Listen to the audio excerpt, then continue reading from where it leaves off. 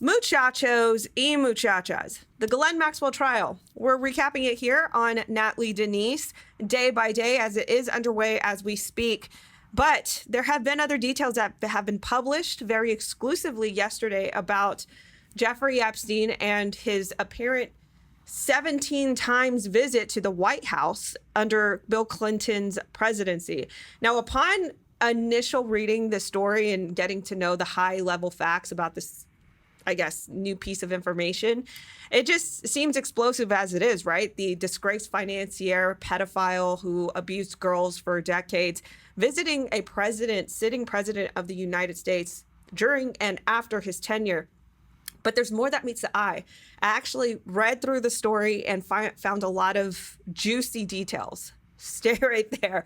We're going to go through it.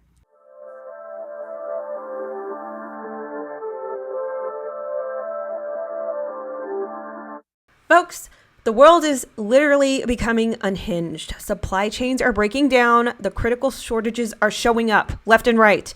People can sense that the other shoe is about to drop. They're ordering emergency food like crazy, which means you should too before you can't get any. I'm talking about high quality emergency food you can get from My Patriot Supply. They're the nation's leading preparedness company, and they've served millions of American families.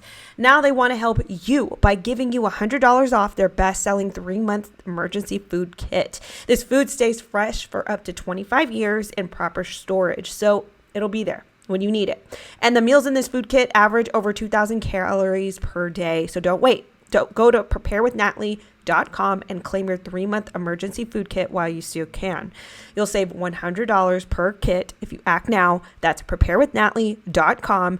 There continues to be a surge of orders. Make sure yours is one of them. preparewithnatly.com. All right, now that we're back, as I mentioned in the intro, within the Ghislaine Maxwell trial ongoing, and as you guys know, I do cover that on this channel day by day.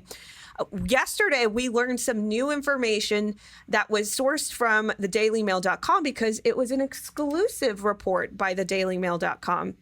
Now, within their report, they have claimed that they have sources that have, and they have obtained through that source, very exclusive White House logs that details that Jeffrey Epstein, the late pedophile who abused many girls over the years, actually visited the White House during Bill Clinton's tenure at the very least 17 times. Let's dig into a lot of details. As if I was reading through this article, I saw some names and some details that just kind of just, whoa. I was like, whoa, not this person, right? Not this person, right? And as I dug and I started doing more research, I was like, okay, so that person. Let's go through it.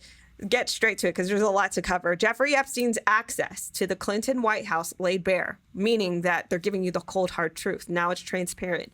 Visitor logs reveal the pedophile visited the former president at least 17 times, at the very least, because we don't know if there were any offhand visits that were never documented or recorded. So that's why they say at least 17 times, including a dozen in 1994, twice in one day on 3 separate occasions, making 17 times.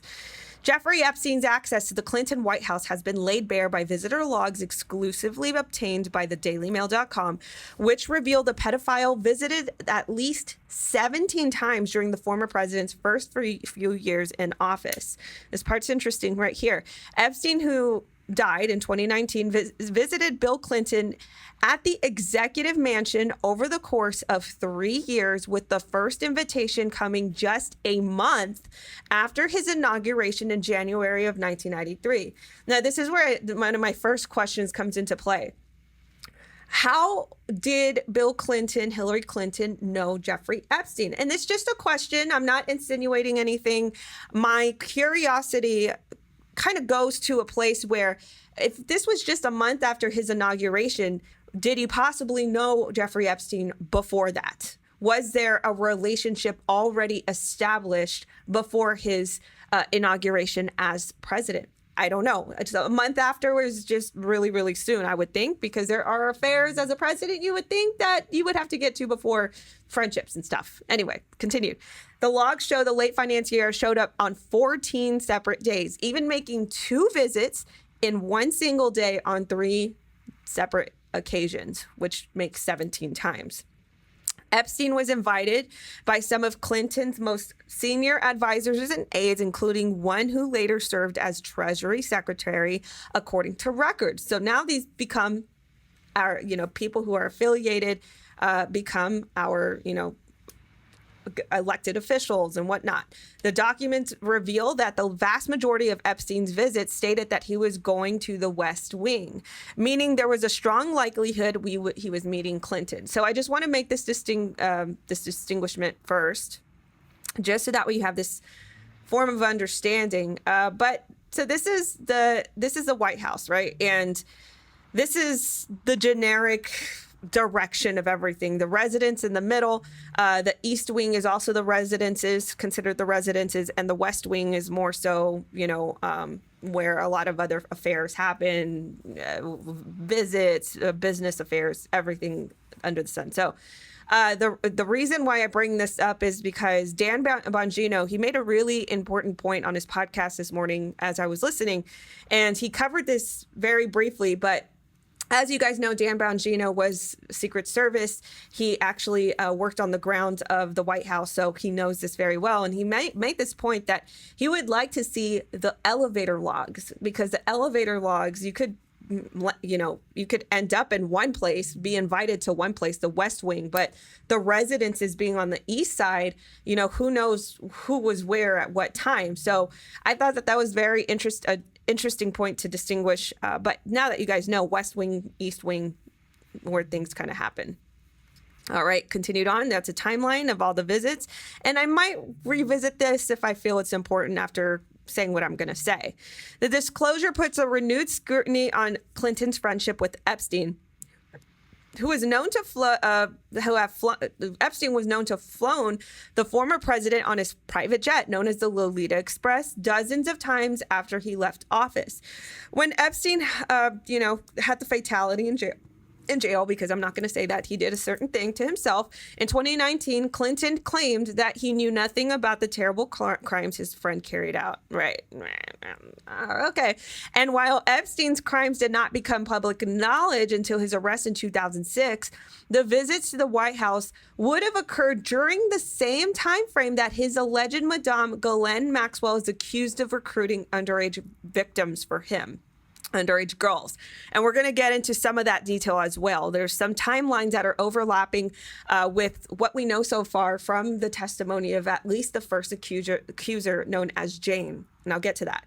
Maxwell, 59, is accused of being Epstein's procurer between 1994 and 2004, a period of time during which the pedophile appeared to have been gaining the trust of most powerful man in the nation. Clinton's historic victory over George H.W. Bush in 1992 election paved the way for him to serve 2 terms in the White House and become one of the most successful Democrats in U.S. history. Meanwhile, Epstein was still establishing himself as a financial manager and had recently left Towers of Financial, a debt collection agency that would collapse in 1993 due to a $450 million Ponzi scheme, the largest in the U.S. at the time. This part is also very interesting. The Epstein saga in itself is a web of a lot of details. So he was implicated in this Ponzi scheme in which Stephen Hoffenberg, who ran the company with Epstein, was jailed for 20 years, but Epstein got off scot-free. He was never arrested or charged. Get that. And he actually, Stephen Hoffenberg, he was featured in the Filthy Rich documentary on Netflix, and he speaks of this himself. So I thought that was very interesting. Which, by the way, that Netflix documentary, I think, was a good resource for some information. But of course, it was very notable that they left out a lot of other details, like Mr. Billy here. Epstein met Maxwell in the early 90s, and the two briefly dated before she eventually became the manager of his Palm Beach mansion as prosecutors alleged top recruiter of minors. And this was also attested yesterday by Mr. Juan Alessi. Juan Alessi was an employee of the residence of the Epstein household, and he also attested. You guys can go back a video where I actually cover this, but Juan Alessi alleges that there once Ghislaine Maxwell got into the picture as the house manager and, managing all these things, that it became very instructional. There was a big house manual. He wasn't allowed to look at Epstein in the eyes anymore or be within the same spaces. There's a lot of steps. So that's just some leverage to that claim. But again, everything is alleged until proven guilty in the court of law. Over the next decade, he would acquire the trappings of the billionaire playboy in his private island in the Caribbean. A $75 million mansion in New York, which was the largest private residence in the city at the time, and his ranch in New Mexico. He would also acquire the friendship of one William Jefferson Clinton, the president at the time.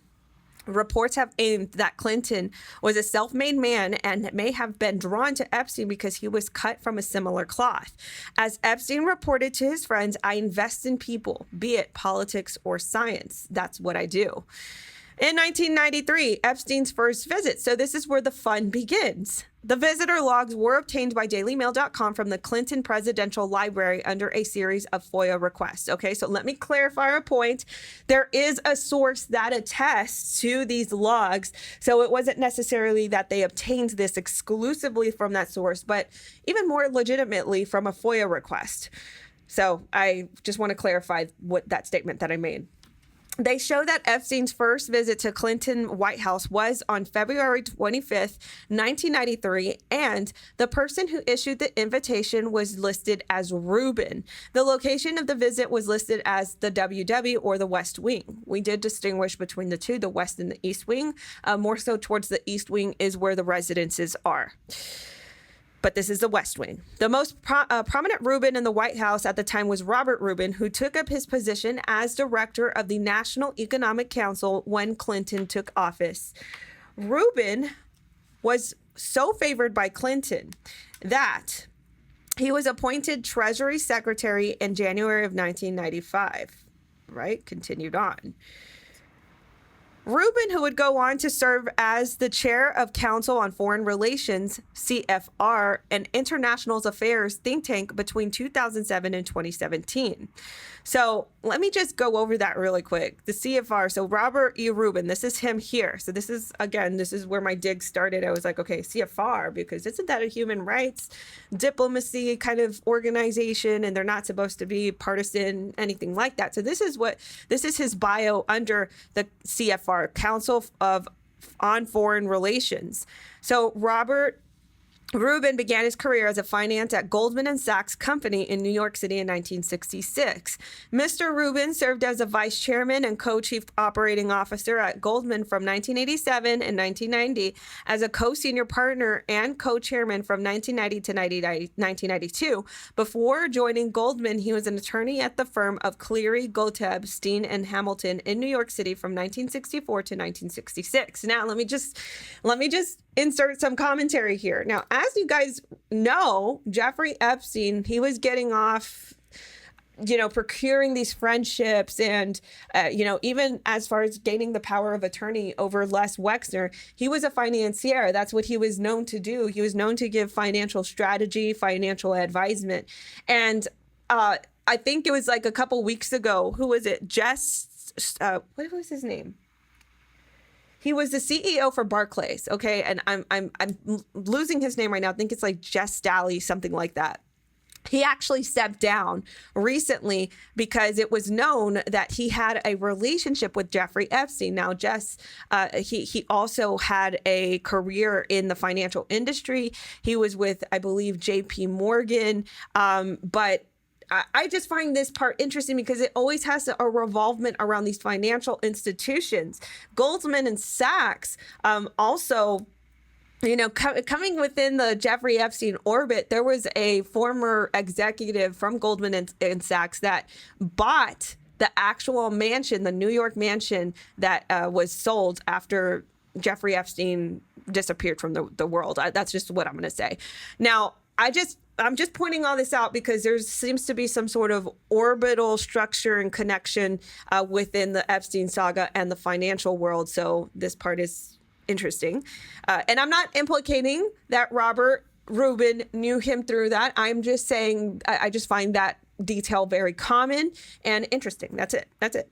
Long active public affairs, Mr. Rubin joined the Bill Clinton administration in 1993 as an assistant to the president for the economic policy as a director for the newly created National Economic Council. At the NEC, he coordinated economic policy recommendations to the president and monitored the implementation of the president's economic policy goals. All right. And then we later know that he was appointed as the Secretary of Treasury. All right, going back to this. So I wanted to point out that's the Rubin universe, right? So that's who Mr. Robert Rubin is. Now, this part is especially ironic. Rubin would go on to serve as a chair of the Council of Foreign Relations, right? The CFR. That's where we just read his bio from. That was from their very website. Epstein was a member of the CFR from 1995 until 2009 and donated $350,000 to the organization, money which it later gave the organization which fights human trafficking. Excuse me, what? What is this? Oh, excuse me. Pause, pump the brakes. Wait. The irony of all of this.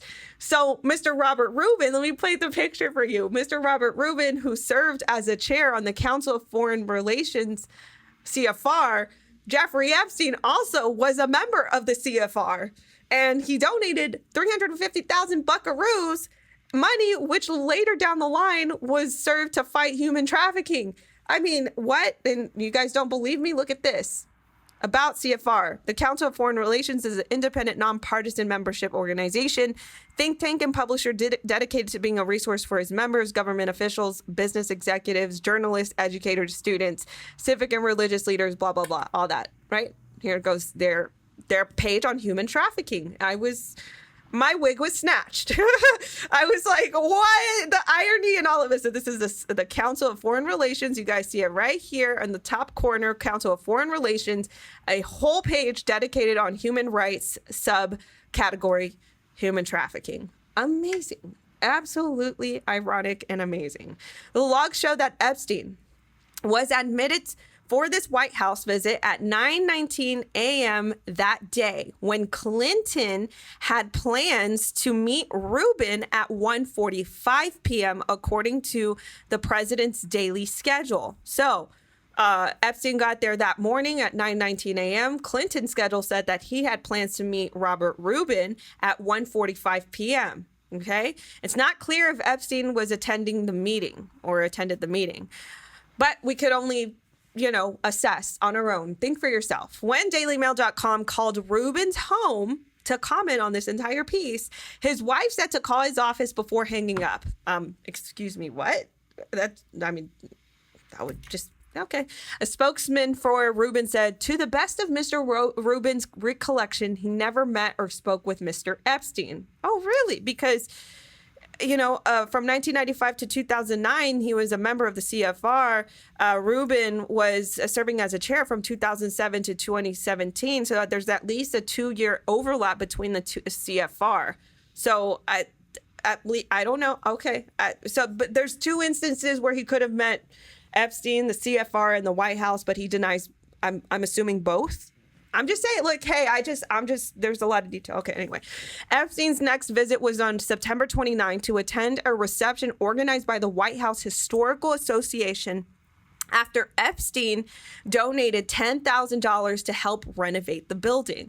It was one of the earliest instances of Epstein using philanthropy to gain access to powerful men, a tactic he would deploy extensively after his 2006 conviction for having sex with underage girls.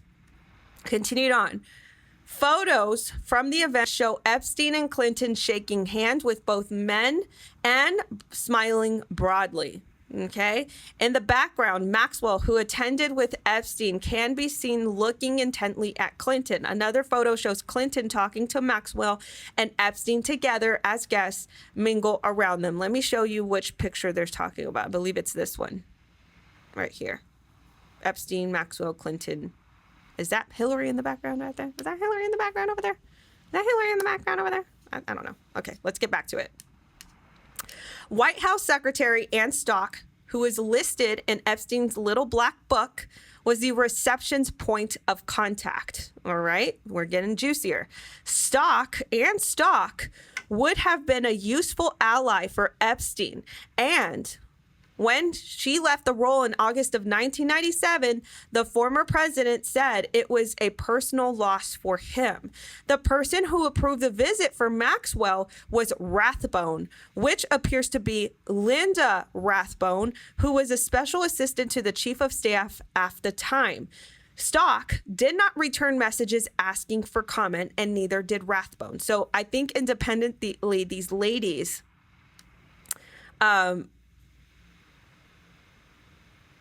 both of these ladies were, I think Linda Rathbone at least was concretely tied to the approval of Maxwell attending. We don't know about Ann Stock, but they're saying Ann Stock would have been a useful ally for Epstein, but it's not apparent whether or not she was, whether or not she was implicated in the approval of him being there. But I'm just pointing that out. Epstein's third visit to the White House was on December 17th, and admitting authority was by Mortman, who appears to be Linda Mortman, staff assistant to the director of media affairs at the time. So, continued on, Epstein entered the White House at 9:27 a.m., and Clinton's presidential schedule for that day shows that 10:10 a.m., he and Hillary Clinton attended the announcement of a $500 million grant to improve education from Walter Annenberg, the late publishing billionaire. So, with that being said, there might have been some sort of event announcement, and Epstein would have been implicated that he could have been a guest at that event where it was announced a $500 million grant going towards education from Walter Annenberg. Now, Walter Annenberg, who is that? Walter Annenberg. Walter Annenberg, this is just a high-level Wikipedia, okay? So I'm just going to give you guys some generic details of who this billionaire is. He was an American businessman, investor, philanthropist, diplomat. Annenberg owned and operated Triangle Publications. This is interesting. These are pretty high-level names, which included ownership of the Philadelphia Inquirer, TV Guide, the Daily Racing Form, and 17 magazine.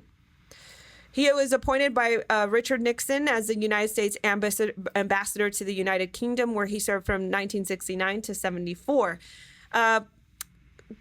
Forwarding down, he formed a close friendship to Queen Elizabeth II and other members of the royal family.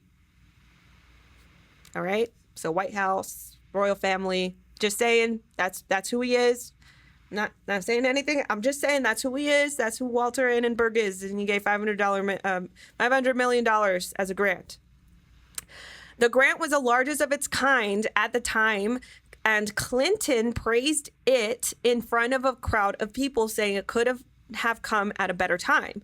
While it was not clear if Epstein attended the event, it is exactly the kind of nexus of philanthropy and power that he used to further his own ends. Other attendees included Senator Ted Kennedy, Richard Riley, who was the education secretary at the time, and education reformer Ted Sizer. Continued on, Mortman did not return calls asking for comment. Again, Mortman was the authority person to have given admitting authority over Epstein for that visit we just went through. So she didn't return calls for comment. Epstein's fourth visit to the Clinton White House was on December 21st, and he was signed by Kelly. No other details are given, but intriguingly, Clinton's mother was called Virginia Clinton Kelly, and she was still alive at the time. The following month, she died of cancer. The visitor logs show, so they're saying that it could have been Clinton's, was it his mother? Clinton's mother. Yeah, it could have been his mother that admitted him that time. The visitors' logs show that Epstein's destination was the West Wing, and he arrived at 12:16 p.m. in the afternoon. That morning, Clinton attended a memorial at Arlington National Cemetery for the victims of Pan Am Flight 103 and returned to the White House by 11:15 p.m. All right, so that's way in the nighttime. He would remain in the Oval Office until 2 p.m. I don't know if they meant a.m. I don't know if they meant a.m. I want to just make that comment there. I don't know if Daily Mail meant that he returned back by 11:15 a.m. because Epstein, he was there at 12:16 p.m. So I believe they meant 12. I could be wrong because 11:15 p.m. means that was way in the nighttime. Because the next detail supports he would remain at the Oval Office until 2 p.m. for lunch and phone and office time, leaving a large window in which he could have met with Epstein. So I definitely think that Daily Mail, I'm going to have to email them. I'm going to have to email the customer. Hey, customer service, I think it meant AM because that's a key detail here. So if Epstein arrived at 12:16 p.m. in the afternoon time, and then Clinton was there from 11:15, let's just say a.m., he would have up until 2 p.m. for lunch and phone time. So that was a big time for, free time, basically. The vast bulk of Epstein's visits, 12 in total, came during 1994. Now, this is some more juicy details, and I'm going to cite a lot of other things here. The first was on March 24th and was approved by Middleton, in which was Mark Middleton, who was at the time was a special assistant to the president. He was also an assistant, the chief of staff, Thomas F. Mack McLarty. Middleton, who left the White House in February of 1995, was accused of setting himself up as an international deal maker, exactly the kind of person that would appeal to Epstein. All right. So I'm going to distinguish the there's a reason why I'm going to 1994. Okay. We're just going to read on and then I'll get to it. In 1996, an investigation by the White House found that Middleton had abused his access to impress business clients, and he was barred from the executive mansion without senior approval. Continued on. Middleton denied the claims. The visitor logs show that on March 24th, 1994, Epstein arrived at 3 p.m. in the afternoon. And by that time, Clinton had already left for the day to visit Pope Air Force Base in Fort Bragg, North Carolina, later followed by a private event in Dallas, Texas. All right. So it looks to be that Epstein visited the White House in March 24th of 1994, but there was nobody. Clinton wasn't there. He was there at 3 p.m. Clinton was already gone. The other name that features prominently on Epstein's 1994 visits was Ewing. Ewing was Karen Ewing, who worked in the chief of staff's office. A source that said she was involved in sending names of visitors to be cleared by the Secret Service that Epstein was there to see Middleton, not her. The logs show that some of Middleton's meetings with Epstein happened in room 176, which was the old executive office building, not the White House. So it looks to be that there was some business affairs that were happening at the White House. So I wanted to mark this. Let me make sure before I move forward. All right, I'll continue this. All right. Where was I? All right. A source said that she was involved in sending names of visitors to be cleared by Secret Service. The logs show that some of Middleton's meetings with Epstein happened at 176, the old executive building, not the White House. The source said that Middleton was asked for a meeting room next to the White House mess, which was the West Wing. He could impress his guests with proximity to the Oval Office. The source said Mark was trying to make himself look bigger than he was. He was trying to make himself out like he had more power than he really did at the White House. Mark knew that Epstein was managing the money of Les Wexner, referring to a billionaire founder of L Brands and Victoria's Secret. The year 1994, there were midterm elections. Clinton needed money, and Mark thought he could get some of Wexner's money. Okay, so again, Mark Middleton. Middleton he lost his access. He was flashing. He was flexing so much. He lost access. But Mark knew that Epstein was managing the money of Les Wexner, referring to the billionaire. The year 1994 midterm elections, Clinton needed money, and Mark thought that he could get some of Wexner's money. Now, why would they implicate Les Wexner if Epstein was implicated? Well, Epstein had the power of attorney over Les Wexner's fortune and pretty much everything. He gave him the keys to his kingdom. And I might also add that Les Wexner's colleagues, some of his, old-time friends were very confused about this. I did a documentary on this, on the fashion industry and some implications with Epstein, and I will be posting it on Rumble. But there's a lot of juice to that. So just so for your information, that's why Epstein was tied to Wexner. He had power of attorney. Mark wanted to set himself up as a guy who would bring those kind of big donors, that source said. The source remembered Epstein as being very charming, but normal for people wanting to get access to the president. Continued on, we're going to skip through some details that's not relevant to this. According to the source, among the people that Epstein would meet with his trips at the White House was George Mitchell, the former senator who at the time was a Senate Majority Leader. Mitchell later served as U.S. Special Envoy to the Middle East peace under President Obama and was among the powerful men Epstein victim Virginia Roberts Giuffre claimed she was loaned out for sex by the pedophile in deposition. Mitchell has always denied wrongdoing. Now, this is where I bring you guys to this Vanity Fair article, because they actually covered a little bit of what was testified by Jane. Now, Jane just testified. We're in day 5. So this was, I believe, 4 days ago. Jane began to testify, and she stated, or I'm sorry, Wissoski and Jane stated that they saw these particular figures fly on the Lolita Express, or his private jet. George Mitchell and Bill Clinton. Now, these are two key names that I want you to just remember. George Mitchell being the senator, I believe he was the majority at the time. Let's go back to the article.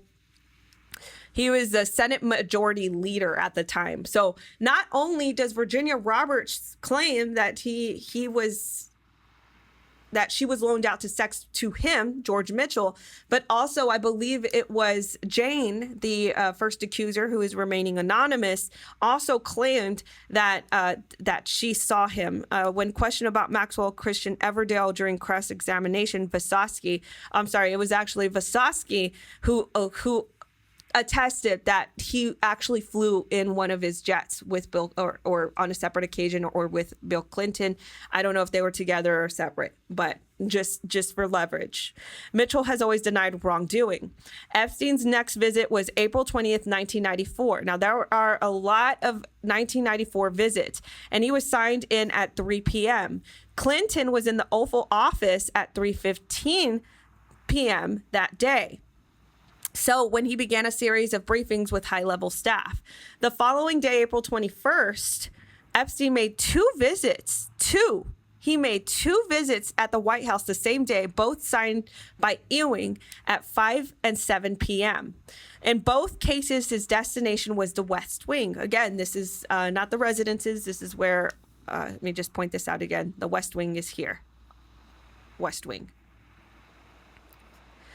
Clinton's daily schedule shows him either at the Oval Office or briefings, or attending reception for the Advisory Committee on Human Radiation Experiments.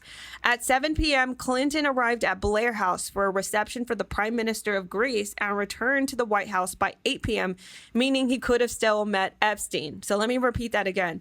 At 7 p.m., Clinton arrived at Blair House for a reception for the Prime Minister of Greece. He returned to the White House at 8 p.m., where he could have met Epstein there. So Epstein came twice that day. He came at 5 p.m., left, came back at 2 hours later at 7 p.m. So 7 p.m., an hour later, the president was available, could have met him, could have. The source said that days like this were the likeliest that Clinton and Epstein met. The source said Mark probably looked at the president's daily schedule and said, come back later and we'll try and get you in to see him. Even if it's for a few minutes, you're meeting the president. 4 days later, on April 25th, Epstein was back at the White House again, once more destined for the West Wing.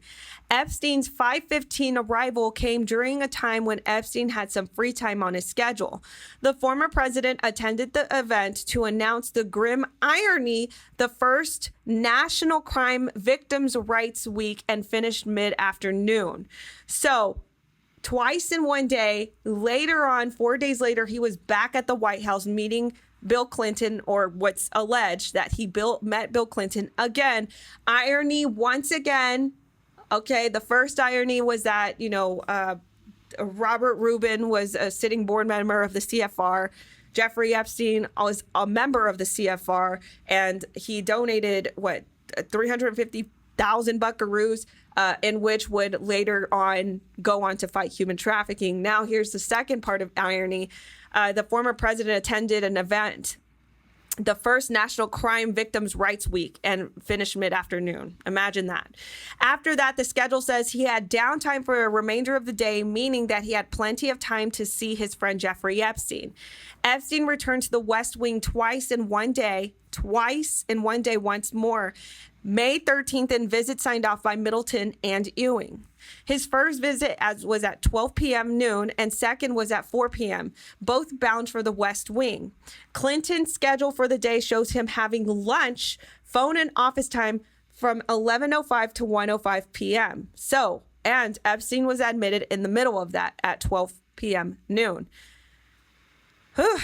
This is a lot, right? There's more, but wait, there's more. June 7th was Epstein's next trip to the West Wing. Clinton was away at the time at the Oval Office to visit France. However, Clinton was in the White House July 28th when Epstein would return for 2 visits in a single day. Now, there's 2 times now that Epstein seemed to have visited the White House documented where Clinton was not there. So there was more business affairs or affairs in general that seemed to be that Epstein could have had without Clinton there. So then he returned July 28th. He would return for 2 visits in a single day. Epstein's 2 p.m. visit at the West Wing coincided with Clinton's lunch and office time at the Oval Office. Epstein's 6:30 p.m. visit coincided with Clinton attending a congressional meeting and then a reception in the Blue Room, followed by a dinner in the stateroom organized by Ann Stock. It's unclear if Epstein attended, but it coincided with that time frame. Epstein had 2 final visits in 1994, the first of which was September 26 and was signed off by Middleton. Clinton was in New York at the time, attending a UN General Assembly. So that makes a third time that Epstein was there when Clinton was not there. Epstein's next visit was October 27th when he was signed in by Stock. Clinton was out of the country at the time on an official visit to the Middle East. On that day, he was in Jordan. Intriguingly, so that's a 4th time now where he's at the White House with some affairs, who knows what, without Clinton there. The source believed that Maxwell attended the White House with Epstein during the summer of 1994 for 1 visit. Through her name does not appear at the visitor logs. Middleton did not return calls for comment. Ewing declined to comment. Okay. Now, this is what I want to make very clear, because this is one of the times in 1994, right? So 1994 is a big year. Now, I want to bring you back to this Daily Beast article here. And this has been a very reoccurring article that I have been coming to for some details, because it actually does give a lot of detail, especially about the Interlochen school. Officials, executives, staff started singing, and victims started coinciding with their testimony. Epstein made Interlochen news. Now, for those of you who don't know what Interlochen is, this is the fine arts camp, kids camp, that Epstein was also an alumni at, but also he donated very heavily to, even more so that they made a scholarship lodge in his name where he was able to visit that scholarship lodge that was right next to the girls' camp up to 2 weeks a year.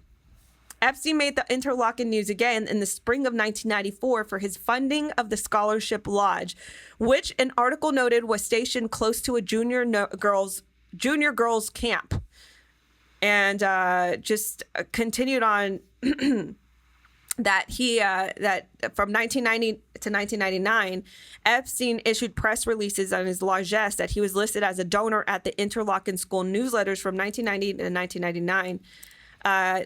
His giving to the institution was less than $500,000 apparently, but nonetheless, a lot of activity was happening in 1994. I just wanted to make that timeline overlap distinguishment. So they believe that Maxwell attended the White House with Epstein during the summer of 1994 for 1 visit, though her name does not appear on the visitor logs. Continued on. Epstein visited Clinton just once in 1995 in January of 28th, and he was again signed by Middleton with the time of entry 2:45 p.m. That day, Clinton had downtime from 1:45 p.m. for the rest of the day. So it does overlap with Epstein's visit there, leaving him plenty of time to see Epstein. It would have been Epstein's final visit to the White House, but by then the connection with the president had been made. And here you'll see here a dinner announcement, and it says the Senate President pro tempore Malcolm Board from Left listened to Clinton Thursday, who's coming to dinner. Revlon mogul Ron Perlman and his wife Patricia Duff. Dinner party Thursday night. They have hosted a small dinner party Thursday night for the president and their Palm Beach estate. The party of 15 included, and Bill Clinton.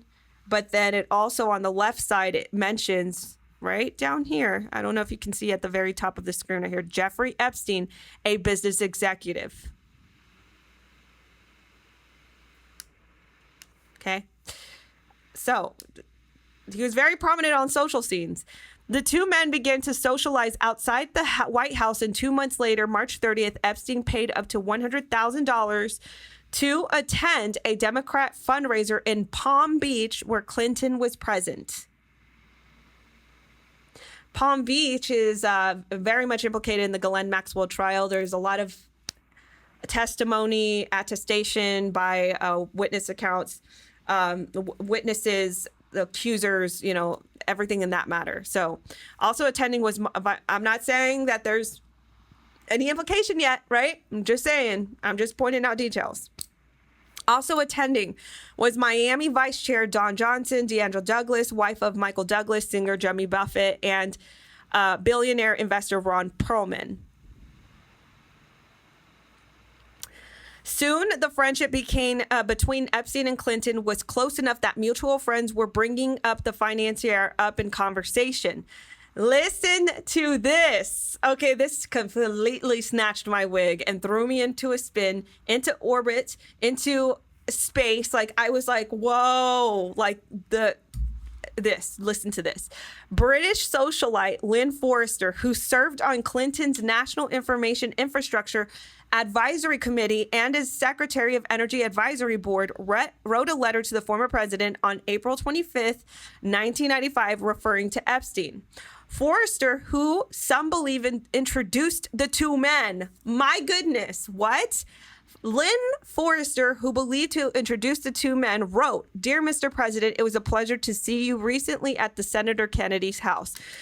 There's too much to discuss, too little time. Using my 15 seconds of access to discuss Jeffrey Epstein, currency stabilization, I neglected to talk to you about a topic near and dear to my heart, namely affirmative action and the future.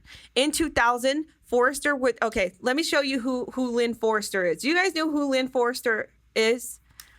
Lynn Forrester de Rothschild, ladies and gentlemen, is who Lynn Forrester is.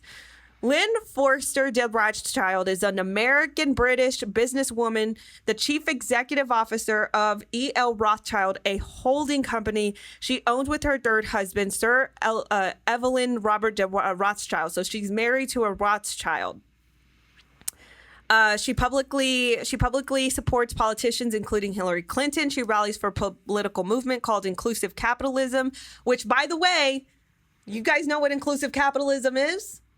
Oh, it's an initiative also promoted and hosted by the Vatican. Yeah, go look this stuff up. Go look this stuff up. Inclusive capitalism. Listen to the name of that. Inclusive capitalism. This is something that the Vatican is promoting as well. And she's on the board of that. Continued on. Let me fast forward here. Rothschild. I was just like, is this the same Rothschild that I'm thinking about? And sure enough, I know this is Wikipedia, but Rothschild served on President Bill Clinton's National Information Infrastructure Advisory Council from 1998 to 2000. Continued on, Rothschild has donated to Bill and Hillary Clinton's federal races since 1992. My goodness, the type of universe. This is the timeline we're living in. There's too much to discuss, too little time. Using my 15 seconds to access, it mentioned Jeffrey Epstein. In 2000, Forrester, listen to this, would sell her townhouse in Manhattan for $4.95 million to an anonymous corporation with the same address as Epstein's office on Madison Avenue. The price was $8.5 million less than the market value. Maxwell, as in Ghislaine Maxwell, moved in soon after and remained there until 2016 when she sold it for 16 million buckaroos. My gosh, is your wig not snatched like mine right now? Like, is your mind not blown? Like, the wig snatched means like your mind blown. Like, is your wig not snatched right now? I was reading this and I was like, wait, that name and this name and that person testified his name this day, and then Rothschild, and it's just so much. It's just so much. So flight logs from Epstein's plane show that after leaving office, Clinton flew at least 26 times on the pedophile's jet known as the Lolita Express, as many as 10 times with no Secret Service detail. There's some other things implicated in this whole thing as well. I believe, there's other players, but others mentioned Kevin Spacey, Chris Tucker, continued on. And these are some photos of one of the accusers massaging him. Davies was an Epstein victim who worked as a flight attendant and has repeatedly been raped by the pedophile as claimed. Speaking to the New York Magazine, I'm sorry, this is Davies. This is Davies. The girl in the photo is Davies. Photos previously published by Daily Mail show Clinton being given a massage by Shantae Davies. And she claims also has allegations that he has raped her. Bill Clinton. I'm sorry, not him. Retract. Davies was an Epstein victim who worked as a flight attendant and was repeatedly raped by, claimed by Epstein. Speaking to New York Magazine in 2002, Clinton said, Jeffrey is both a highly successful financier and committed philanthropist with a keen sense of global markets and an in-depth knowledge of 21st century science. You guys know what kind of science he was into, right? Jeffrey Epstein? Gosh darn, there's so much to this Epstein saga rabbit hole, because the science was not just like science, 2 chromosomes, no, it wasn't just that. It was like he was legitimately talking to scientists about seeding the human race with his sperm, so that way there would be like some sort of like perfected human race. I'm not kidding you. This is stuff that scientists have attested, and I think it was reported by the New York Times, if I'm not mistaken. That kind of science. I especially appreciated his insight and generosity during the recent trip to Africa, work on democratization, empowering the poor, citizen service, and combating HIV and AIDS. In addition to Epstein's lawyers have claimed that he helped Clinton devise the Clinton Global Initiative, his philanthropic organization, which is the focus of his post-presidency. Clinton was also photographed hugging Epstein's housekeepers on a trip to his mansion in New York. Continued on. Roberts said, this is Virginia Roberts, I believe. Let me just make sure. Virginia Roberts, yes. Virginia Roberts said, I remember asking Jeffrey, what's Bill Clinton doing here, kind of thing, and he laughed it off, saying, he owes me a favor. And I believe it was, let me actually back up. I apologize about that. Virginia Roberts, the Epstein victim, said in 2011 in a deposition that Clinton visited Little St. James and arrived with 2 young girls from New York. And said, Robert said, I remember asking Jeffrey, what's Bill Clinton doing here, kind of thing? And he laughed it off and said, well, he owes me a favor. He never told me what favors they were. I never knew. I didn't know if he was serious, if it was just a joke. He told me a long time ago that everyone owes him favors. They're all in each other's pockets. Now, I would only imagine that favors mean or could equivalate to blackmail. Maybe. I'm not saying that that's true. I'm just saying it could be something. Speaking to Vanity Fair, Band, which I don't know who Band is because I searched this article. I didn't make out who this Band person is. Band has claimed that Chelsea Clinton was so close with Ghislaine Maxwell because she had access to yachts and nice homes, and Chelsea needed that. And indeed, this is Ghislaine Maxwell at Chelsea Clinton's wedding. There you go, right there. Interesting, huh? Interesting. So, with all of that being said, I told you there was so much implicated in this article. I mean, there was just so much. It was more than just, oh, he visited at least 17 times. There were so many other players that were implicated in this whole thing, and they go hand in hand with some of these testimonies that are actively being given by some of the Ghislaine Maxwell accusers testifying as we speak. I mean, big people such as Lynn Forrester, British socialite, who is also on the Clinton councils, and, you know, there's just so much. It's just so much. It's so much. But I just wanted to make this video. I know it's really long. I know this is one of the longer videos that I'm making, along with the coverage of Ghislaine Maxwell. We never know how long those are going to go. But I just thought that this detail was so important to document. So with that being said, share this video. Put it in your Telegram chats, put it in your Facebook groups, put it in your Instagram groups, share it everywhere. This is a lot of information, but there's a lot implicated in this whole saga. Anyway, give me your comments in the comments below. I appreciate you guys so much, and I will catch you guys in the next episode. I appreciate you. Hey, there's a tip jar in the description below. Please, if you can, think about putting a meal on my table this week, or keeping the lights on. I am viewer funded, so that definitely helps. So anyway, thank you guys so much, and I will catch you in the next video. Bye-bye.